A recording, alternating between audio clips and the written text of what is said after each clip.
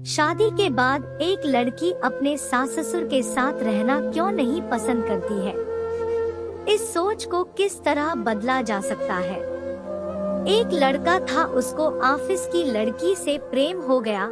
माता पिता ने इजाजत दे दी क्योंकि इकलौता बेटा था।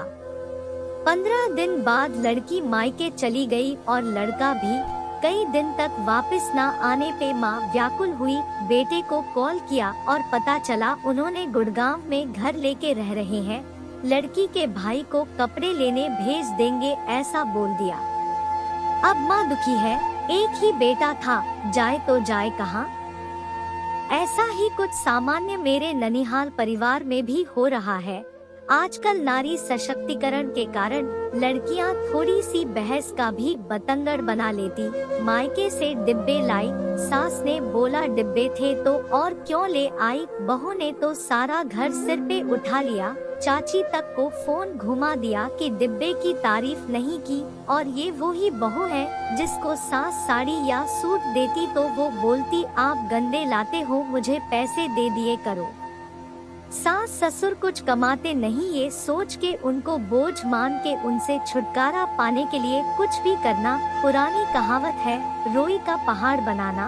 मैं अब इसके मायने समझ रही। इतना कलेश की लड़का लड़की से दुखी होके खुद की जान तक लेने की सोच लिया।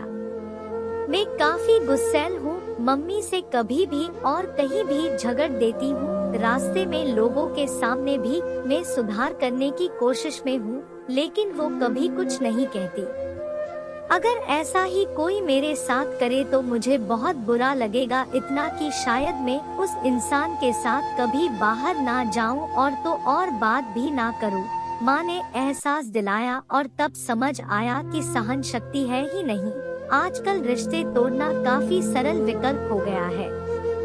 पहले जहां बहुएं ताने और मार खाने के बाद भी सास ससुर को खाना सबसे पहले देती थी और बुढ़ापे में निश्चल मन से सेवा करती थी। ननादों को कपड़े पैसे देना अपना सौभाग्य समझते थे, वहीं आजकल रखी में आएंगी पैसे देने पड़ेंगे सोच के घर में ताले लगा के अपने भाई के घर जाने लगे। आजकल कप उठा के रखने या 2 रोटी देने पे भी घर में लड़ाई का माहौल कर देती है।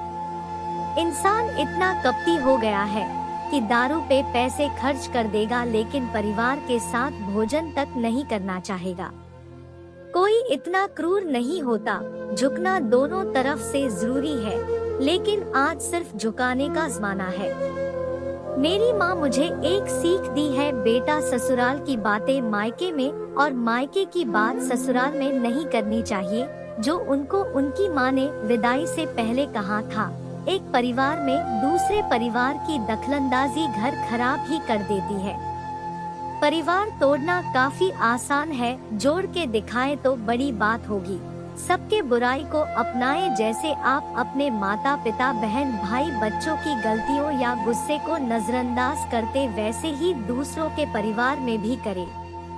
हाँ, लेकिन कोई हाथ उठाए तो एक क्षण भी ना रुके। लेकिन ताने वाने तो मैं भी मार देती तेरे को, बैठी रहती है, सोती रहती है, कुछ नहीं आता, क्या पहना है, ये कर वो कर, यहाँ मत जाओ, वहाँ से जाके वो लाओ। ये सीख दो तो शायद कुछ सही हो।